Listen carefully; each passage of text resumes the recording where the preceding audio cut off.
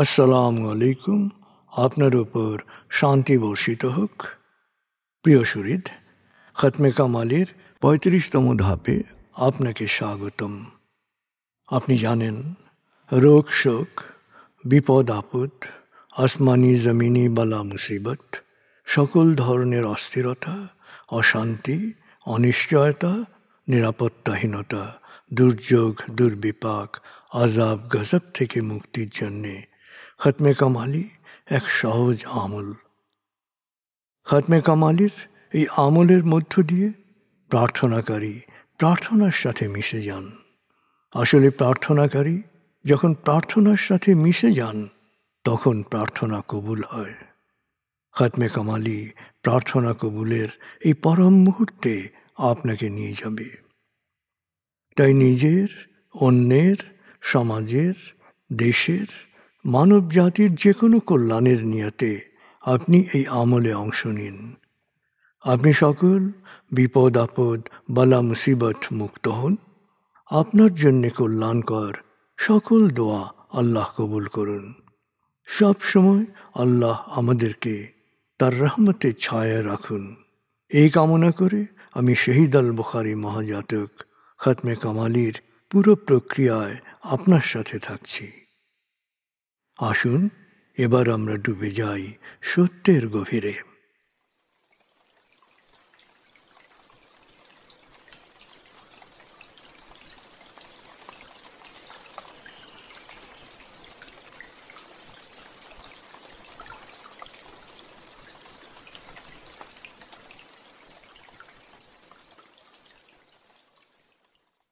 হে আল্লাহ, বিতাড়িত শয়তান থেকে আমি তোমার আশ্রয় প্রার্থনা করছি। দয়াময় মেহেরবান আল্লাহর নামে। আয়াতুল মুলক। হে আল্লাহ, সকল ক্ষমতার মালিক, তুমি যাকে ইচ্ছা ক্ষমতা দান করো, যাকে ইচ্ছা ক্ষমতাচ্যুত করো, যাকে ইচ্ছা সম্মানিত করো, যাকে ইচ্ছা অপমানিত করো। তুমি সর্বশক্তিমান, সকল কল্যাণ ও মঙ্গলের আধার। তুমি দিনকে ছোট করে বড় করো রাত, আবার রাতকে ছোট করে বড় করো দিন। তুমি প্রাণহীনে দাও প্রাণ, আর প্রাণবন্তকে করো প্রাণহীন। তুমি যাকে চাও বেহিসাব রিজিক দান করো। সূরা আলে ইমরান আয়াত ২৬-২৭। আয়াতুল কুরসি। আল্লাহ ছাড়া কোনো উপাস্য নেই। তিনি শাশ্বত, চিরঞ্জীব, বিশ্ব প্রকৃতির সর্বসত্তার ধারক। তিনি তন্দ্রা নিদ্রাহীন, সদা সজাগ, মহাকাশ ও পৃথিবীর সব কিছুর মালিক। তার সদয় অনুমতি ছাড়া তার কাছে সুপারিশ করার সাধ্য কারো নেই। দৃশ্যমান বা দৃশ্য, অতীত বা ভবিষ্যৎ, সৃষ্টির সব কিছুই তিনি জানেন। তিনি যতটুকু জানাবেন, এর বাইরে তার জ্ঞানের সীমানা সম্পর্কে ধারণা করা কারো পক্ষেই সম্ভব নয়। তার আসন, তার কর্তৃত্ব পৃথিবী ও নভমণ্ডলের সর্বত্র বিস্তৃত, আর তার সংরক্ষণে তিনি অক্লান্ত। তিনি সর্বোচ্চ, সুমহান। সূরা বাকারা আয়াত ২৫৫।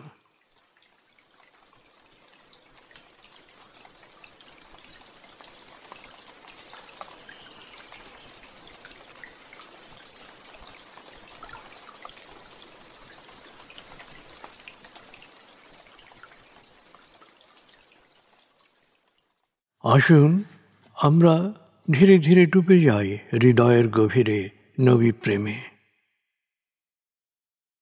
বলগল উলা বিকমালিহি, কশফত দুজা বিজমালিহি, হসনত জমিও খিসালিহি, সল্লু আলাইহি ওয়া আলিহি। بلغ العلا بكماله كشف الدجى بجماله حسنت جميع خصاله صلوا عليه وآله।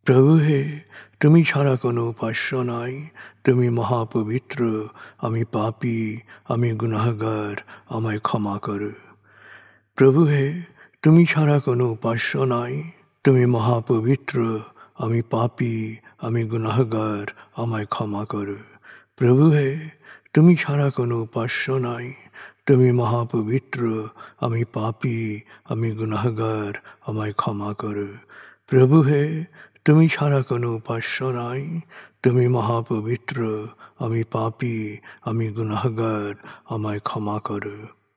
প্রভু হে, তুমি ছাড়া কোনো উপাস্য নাই, তুমি মহাপবিত্র, আমি পাপী, আমি গুনাহগার, আমায় ক্ষমা করো। প্রভু হে, তুমি ছাড়া কোনো উপাস্য নাই, তুমি মহাপবিত্র, আমি পাপী, আমি গুনাহগার, আমায় ক্ষমা করো। প্রভু হে, তুমি ছাড়া কোনো উপাস্য নাই, তুমি মহাপবিত্র, আমি পাপী, আমি গুনাহগার, আমায় ক্ষমা করো। প্রভু হে, তুমি ছাড়া কোনো উপাস্য নাই, তুমি মহাপবিত্র, আমি পাপী, আমি গুনাহগার, আমায় ক্ষমা করো। প্রভু হে, তুমি ছাড়া কোনো উপাস্য নাই, তুমি মহাপবিত্র, আমি পাপী, আমি গুনাহগার, আমায় ক্ষমা করো। প্রভু হে, তুমি ছাড়া কোনো উপাস্য নাই, তুমি মহাপবিত্র, আমি পাপী, আমি গুনাহগার, আমায় ক্ষমা করো। প্রভু হে, তুমি ছাড়া কোনো উপাস্য নাই, তুমি মহাপবিত্র, আমি পাপী, আমি গুনাহগার, আমায় ক্ষমা করো। প্রভু হে, তুমি ছাড়া কোনো উপাস্য নাই, তুমি মহাপবিত্র, আমি পাপী, আমি গুনাহগার, আমায় ক্ষমা করো। প্রভু হে, তুমি ছাড়া কোনো উপাস্য নাই, তুমি মহাপবিত্র, আমি পাপী, আমি গুনাহগার, আমায় ক্ষমা করো। প্রভু হে, তুমি ছাড়া কোনো উপাস্য নাই, তুমি মহাপবিত্র, আমি পাপী, আমি গুনাহগার, আমায় ক্ষমা করো। প্রভু হে, তুমি ছাড়া কোনো উপাস্য নাই, তুমি মহাপবিত্র, আমি পাপী, আমি গুনাহগার, আমায় ক্ষমা করো। প্রভু হে, তুমি ছাড়া কোনো উপাস্য নাই, তুমি মহাপবিত্র, আমি পাপী, আমি গুনাহগার, আমায় ক্ষমা করো। প্রভু হে, তুমি ছাড়া কোনো উপাস্য নাই, তুমি মহাপবিত্র, আমি পাপী, আমি গুনাহগার, আমায় ক্ষমা করো। প্রভু হে, তুমি ছাড়া কোনো উপাস্য নাই, তুমি মহাপবিত্র, আমি পাপী, আমি গুনাহগার, আমায় ক্ষমা করো।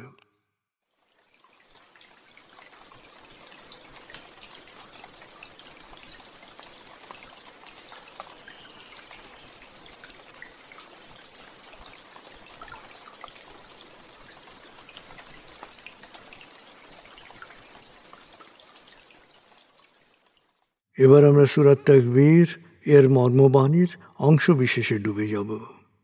তারপর ডুবে যাব আজকের জন্য নির্ধারিত সূরার তেলাওয়াত ও মর্মবাণীতে। 81 সূরা তাকবীর। দয়াময় মেহেরবান আল্লাহর নামে। যখন সূর্য অন্ধকারে ঢেকে যাবে, যখন তারকারাজি নিজেদের আলো হারাবে, যখন পর্বতমালা মরীচিকার ন্যায় উধাও হবে, যখন পূর্ণ গর্ভবতী উটনী পরিত্যক্ত হবে, যখন সকল বন্য পশুকে একত্র করা হবে, যখন সমুদ্রের জলরাশি স্ফীত হবে, যখন দেহে আবার আত্মা সংযুক্ত হবে, যখন জীবন্ত কবর দেয়া শিশুকন্যাকে জিজ্ঞেস করা হবে কি অপরাধে তাকে হত্যা করা হয়েছিল, যখন প্রত্যেকের আমলনামা দেখানো হবে, যখন আকাশের আবরণ সরানো হবে, যখন জাহান্নামের আগুন গনগনে লাল করা হবে, যখন জান্নাতকে দৃশ্যমান করা হবে, সেদিন প্রত্যেকেই জানতে পারবে কি পরিণতির জন্যে সে নিজেকে প্রস্তুত করেছে, বুঝতে পারবে কি করা উচিত ছিল আর কি করা উচিত হয়নি। সাক্ষী আবর্তনশীল নক্ষত্র, কক্ষপথে দৃশ্যমান গ্রহসমূহ যা এক সময় অদৃশ্য হয়, সাক্ষী রাতের অবসান মুহূর্ত এবং প্রভাতের আগমন কাল। নিশ্চয়ই এই কোরআন আরশের সার্বভৌম অধিপতির নিকট উচ্চ মর্যাদা সম্পন্ন সম্মানিত রসুলের মুখ নিঃসৃত, যার কথা অবশ্যই বিশ্বাসযোগ্য ও মানা উচিত।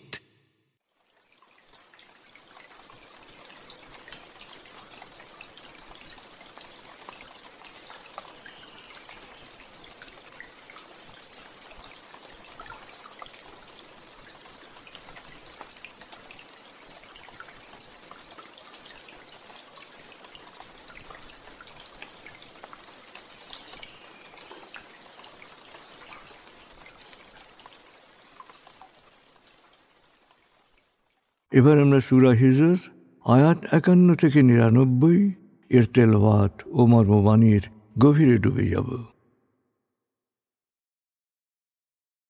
15 সূরা হিজর।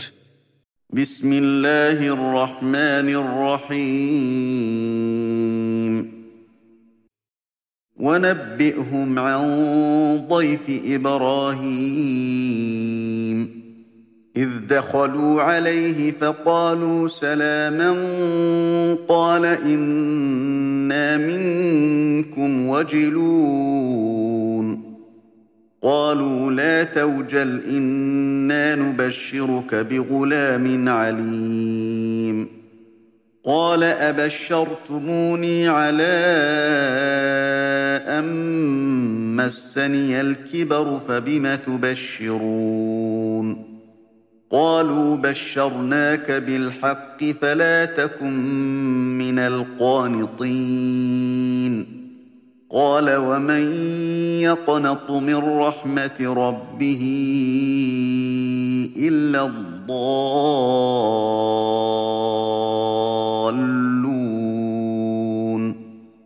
قال فما خطبكم أيها المرسلون قالوا إنا أرسلنا إلى قوم مجرمين إلا آل لوط إنا لمنجوهم أجمعين إلا امرأته قدرنا إنها لمن الغابرين فلما جاء آل لوط المرسلون قال إنكم قوم منكرون قالوا بل جئناك بما كانوا فيه يمترون وأتيناك بالحق وإنا لصادقون فأسر بأهلك بقطع من الليل واتبع أدبارهم ولا يلتفت منكم أحد وامضوا حيث تؤمرون وقضينا إليه ذلك الأمر أن دابر هؤلاء مقطوع مصبحين وجاء أهل المدينة يستبشرون قال إن هؤلاء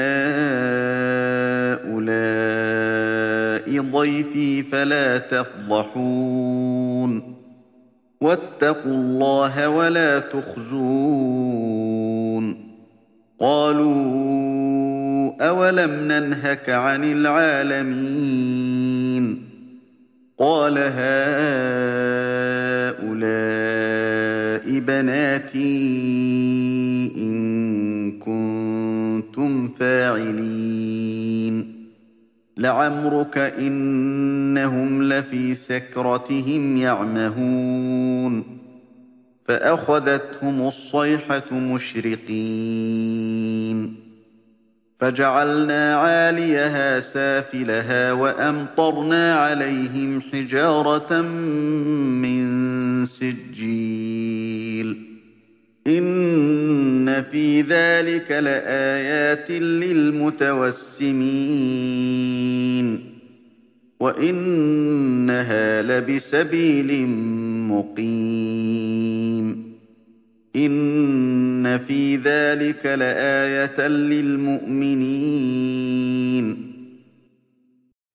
وإن كان أصحاب الأيكة لظالمين فانتقمنا منهم وإنهما لبإمام مبين ولقد كذب أصحاب الحجر المرسلين وآتيناهم آياتنا فكانوا عنها معرضين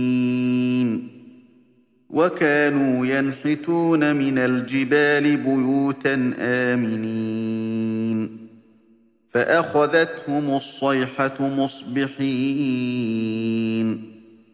فما أغنى عنهم ما كانوا يكسبون وما خلقنا السماوات والأرض وما بينهما إلا بالحق وإن الساعة لآتية فاصفح الصفح الجميل إن ربك هو الخلاق العليم ولقد آتيناك 7 من المثاني والقرآن العظيم لا تمدن عينيك إلى ما متعنا به أزواجا منهم ولا تحزن عليهم واخفض جناحك للمؤمنين وقل إني أنا النذير المبين كما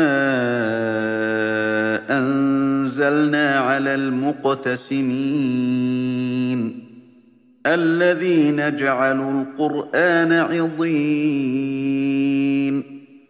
فوربك لنسألنهم أجمعين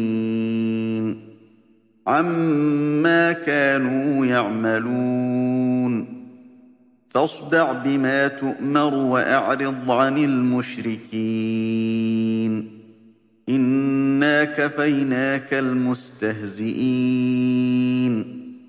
الذين يجعلون مع الله إلها آخر فسوف يعلمون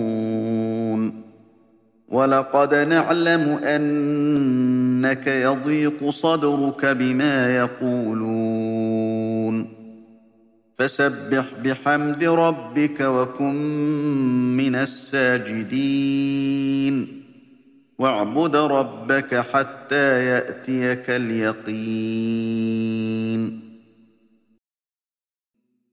দয়াময় মেহেরবান আল্লাহর নামে।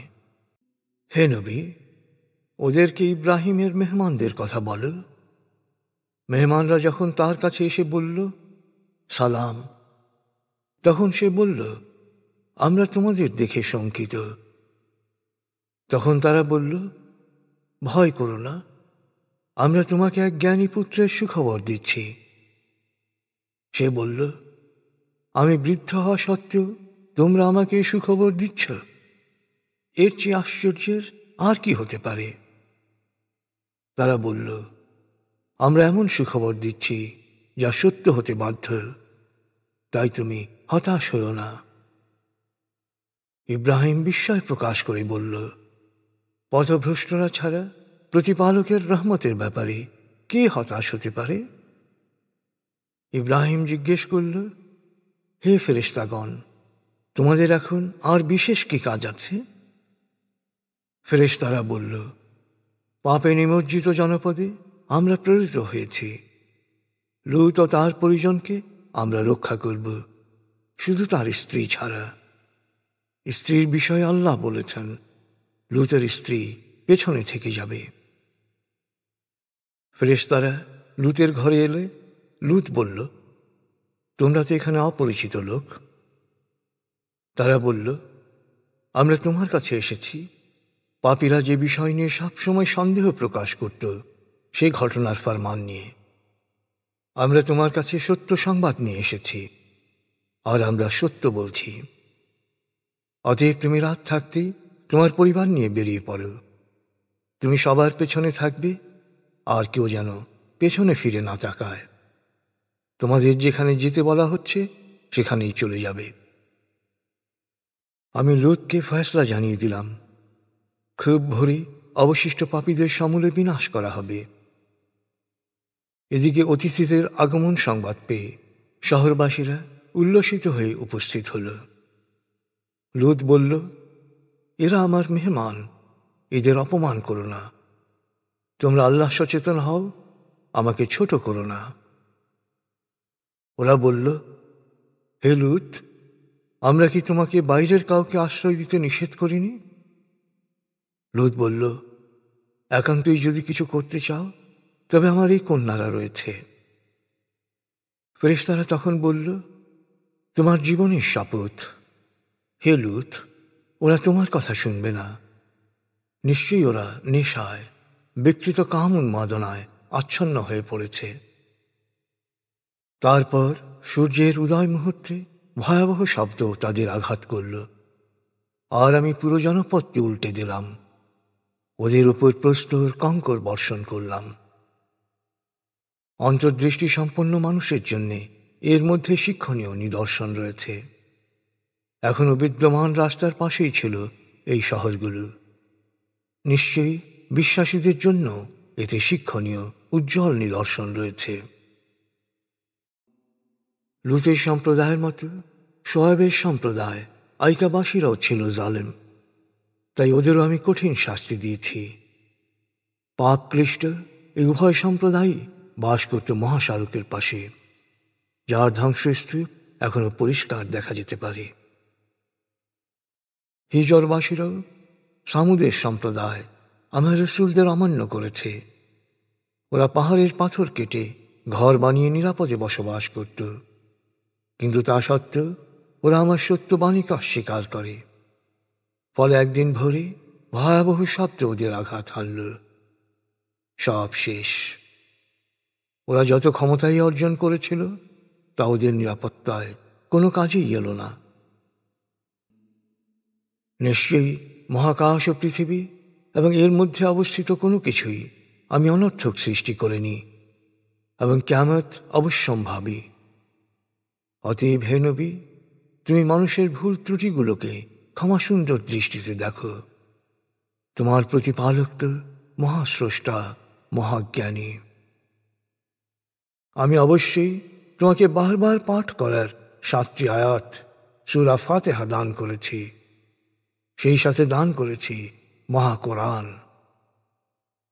আমি সত্য অস্বীকারীদের কতককে যে ভোগ্যপণ্য ও বিলাস উপকরণ দিয়েছি সেদিকে কখনো তাকিও না, আর ওরা বিশ্বাসী না হওয়ার কারণেও দুঃখ করো না, বরং বিশ্বাসীদের উপর তোমার মমতার ডানা মেলে দাও।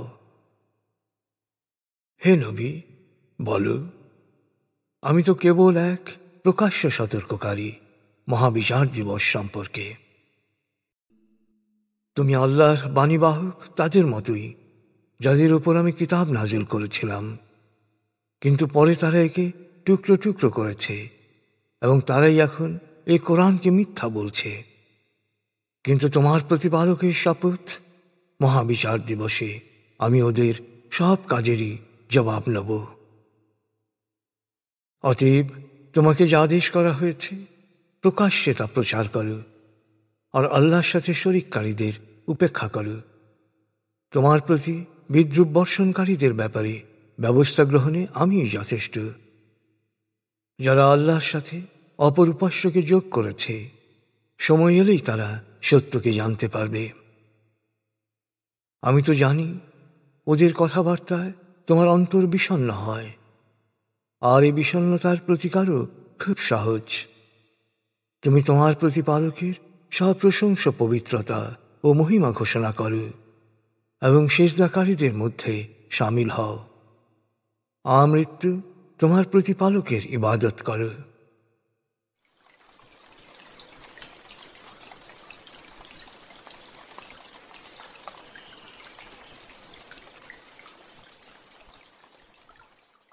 আপনি এতক্ষণ মর্মবাণীর গভীরে ডুবেছিলেন। এবার আপনার মনে মর্মবাণীর যে বিষয়গুলো দাগ কেটেছে সেই বিষয়গুলোর ভাবনায় ডুবে যান।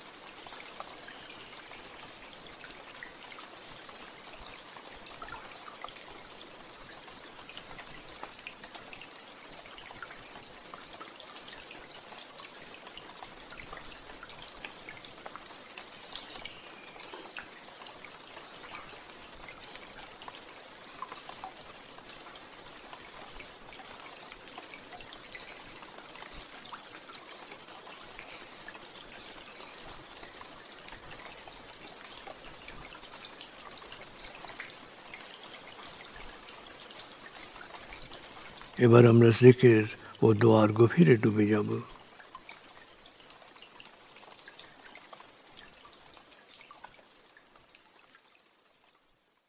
এবার হালকাভাবে চোখ বন্ধ করুন, লম্বা দম নিন, নাক দিয়ে দম নিন, আস্তে আস্তে মুখ দিয়ে দম ছাড়ুন। দম নেবেন পেটে, ছাড়বেন মুখ দিয়ে। দম নেওয়ার চেয়ে দম ছাড়তে সামান্য বেশি সময় নিন। দম নিতে নিতে ভাবুন প্রকৃতি থেকে আফুরন্ত প্রাণশক্তি শরীরে প্রবেশ করছে, আর দম ছাড়তে ছাড়তে ভাবুন শরীরের সকল দূষিত পদার্থ বাতাসের সাথে বেরিয়ে যাচ্ছে। নাক দিয়ে দম নিতে নিতে ভাবুন প্রকৃতি থেকে আফুরন্ত প্রাণশক্তি শরীরে প্রবেশ করছে, আর মুখ দিয়ে দম ছাড়তে ছাড়তে ভাবুন শরীরের সকল দূষিত পদার্থ বাতাসের সাথে বেরিয়ে যাচ্ছে। দম নিতে নিতে ভাবুন প্রকৃতি থেকে আফুরন্ত প্রাণশক্তি শরীরে প্রবেশ করছে, দম ছাড়তে ছাড়তে ভাবুন শরীরের সকল দূষিত পদার্থ বাতাসের সাথে বেরিয়ে যাচ্ছে। দম নিতে নিতে ভাবুন প্রকৃতি থেকে আফুরন্ত প্রাণশক্তি শরীরে প্রবেশ করছে, আর দম ছাড়তে ছাড়তে ভাবুন শরীরের সকল দূষিত পদার্থ বাতাসের সাথে বেরিয়ে যাচ্ছে। দম নিতে নিতে ভাবুন প্রকৃতি থেকে আফুরন্ত প্রাণশক্তি শরীরে প্রবেশ করছে, আর দম ছাড়তে ছাড়তে ভাবুন শরীরের সকল দূষিত পদার্থ বাতাসের সাথে বেরিয়ে যাচ্ছে।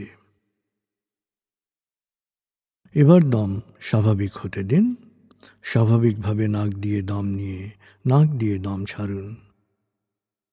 আপনার অঙ্গ শিথিল ও নিষ্প্রাণ হয়ে আসছে। এবার নাক দিয়ে ধীরে ধীরে দম নিয়ে বেশ সময় নিয়ে ধীরে ধীরে নাক দিয়ে দম ছাড়ুন। দম নেওয়ার চেয়ে ছাড়ায় সময় একটু বেশি নিন। ধীরে ধীরে দম নিন, ধীরে ধীরে দম ছাড়ুন। ধীরে ধীরে দম নিন, ধীরে ধীরে দম ছাড়ুন।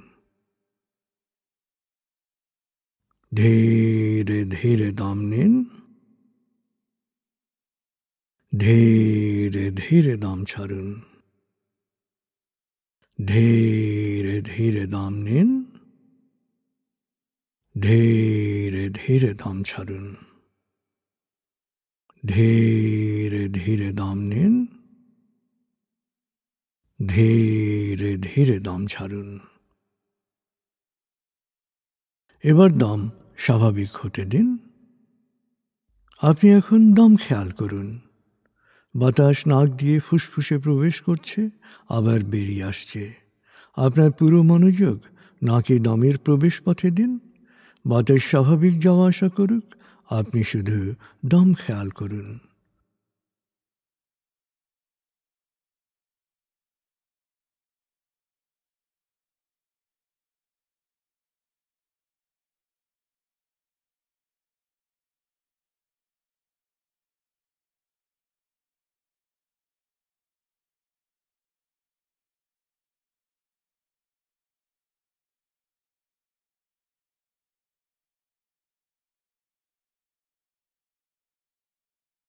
অনুভব করুন আপনার শরীর ভারী লাগতে শুরু করেছে।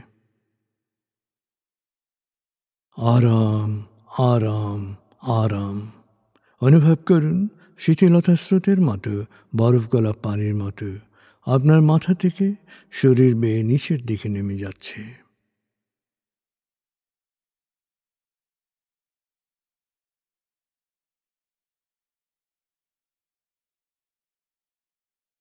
আপনি এখন পুরোপুরি শিথিল। শিথিলায়নের গভীর স্তরে প্রবেশ করেছেন আপনি। আপনার ব্রেন ওয়েভ বিটা স্তর থেকে নেমে গেছে আলফায়। মনের বাড়ির পথে আপনি এখন আলফা স্টেশনে এসে পৌঁছেছেন। এই স্টেশনে আপনার জন্য রয়েছে বিশেষ ওয়েটিং রুম। আলফা স্টেশন থেকে আপনি এখন মনের বাড়িতে যাচ্ছেন। আমি গণনা শুরু করছি। 19।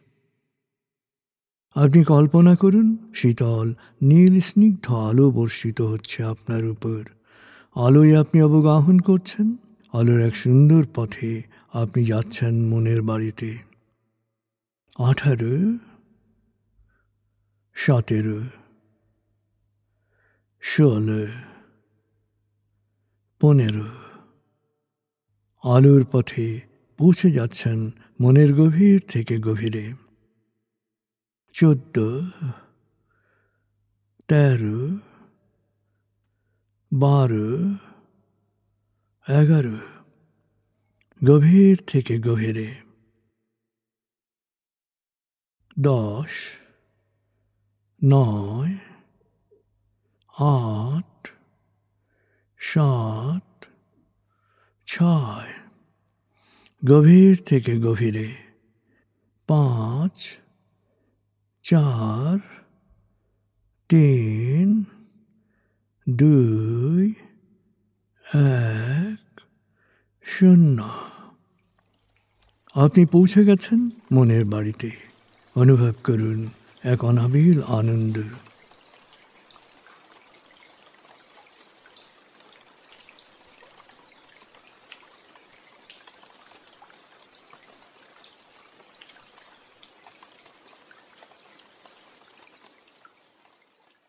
এবার মনে মনে পরম প্রভুকে স্মরণ করুন এবং করুণাময়ের ক্ষমা পাওয়ার আন্তরিক আকুতির অনুরণন সৃষ্টি করুন। আল্লাহ, আল্লাহ,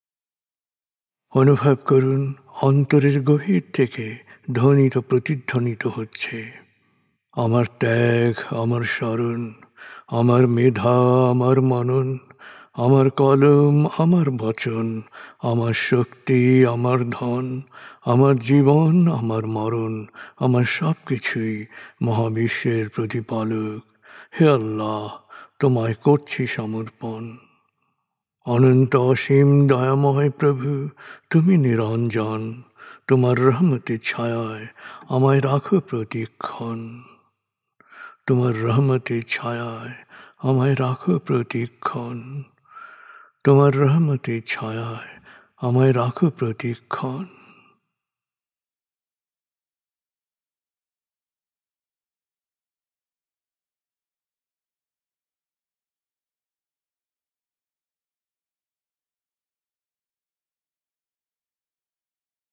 নিজের সব কিছু স্রষ্টায় সমর্পিত করতে পারায় গভীর আনন্দ অনুভব করুন। আর যুগে যুগে কালে কালে সকল জনপদে যারা সত্যের বাণী, সমর্পণের বাণী প্রচার করেছেন, সকল আসক্তি, অবিদ্যা, জাহেলিয়ত, শোষণ ও বঞ্চনা থেকে মানুষকে মুক্ত করার জন্যে অক্লান্ত পরিশ্রম করেছেন, আত্মত্যাগ করেছেন, তাদের প্রতি গভীর কৃতজ্ঞতা প্রকাশ করুন।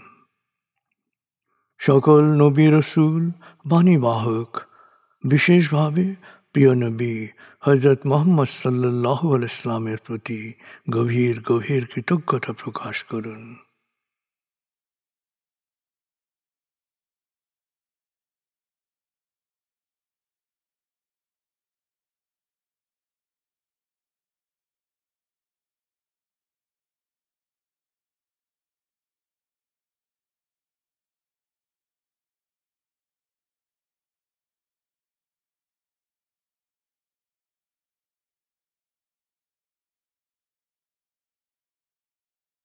এবার নিজের জীবনের ধাপগুলোকে খেয়াল করুন।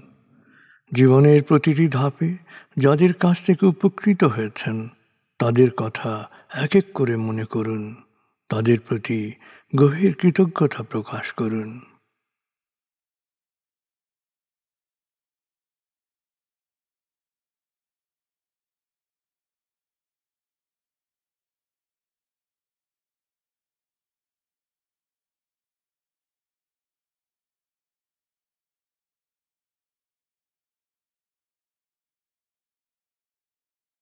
মা, বাবা, অভিভাবক যাদের কাছে আপনি লালিত হয়েছেন তাদের সাথে গভীর একাত্মতা, গভীর সমমর্মিত অনুভব করুন।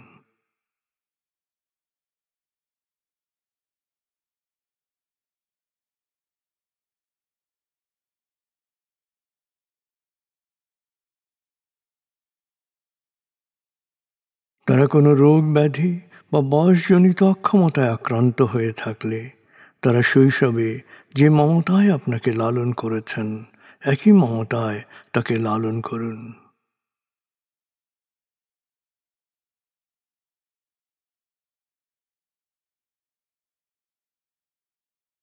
তাদের কেউ পৃথিবী ছেড়ে চলে গিয়ে থাকলে তাকে গভীরভাবে অনুভব করুন, তার মাগফিরাত বা অনন্ত প্রশান্তির জন্য দোয়া করুন।